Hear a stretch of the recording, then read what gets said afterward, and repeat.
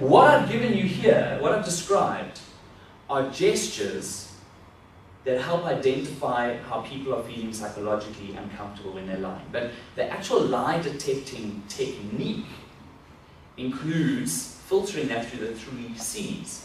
We need to look for clusters of lying gestures. Now, for you to become intuitive, it doesn't necessarily mean that someone's going to touch their ear, scratch their neck, and rub their nose and cover their mouth. Perhaps you'll find that they disengage and they close up their arms, or perhaps they look away whilst they just look for clusters. Don't just now look at one gesture and think that that means that they're lying.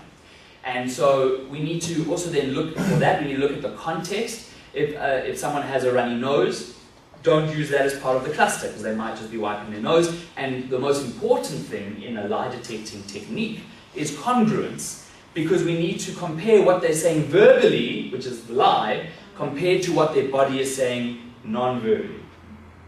Please give him a round of applause. Please read through those names in order that you read them before. Stuart. Pete. Ruby. And Justin. Stuart, Pete, Ruby, and Justin, right? And you lied as best you could. Yeah. I believe, and I kind of indicated this as we were going, there was the first one I'm very, very certain you were lying about. That was Stuart, right? You were lying about. Justin, your CrossFit person. I do believe you started CrossFit recently, right? But Justin's not part of that. Yeah. Okay. So those we know that he's lying about. Who knew that those were lies? Who was intuitive and knew those 2 were lies? So that leaves us with Pete and Ruby. Okay.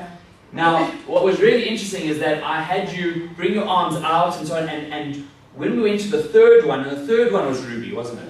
Yeah. And your hands automatically went back behind your back as well. I had to look for other things as well in the cluster, because I noticed that normally you stand like that as well. So that was a bit of a tricky one afterwards. To just isolate. So there were other things that we had discussed, like eyes and stuff that you probably couldn't have seen where you are. But I do believe that Ruby you were lying about, and Pete is the person who you personally know. Can you confirm, is that the truth? Yes. You do know Pete, thank you. Give another round of applause.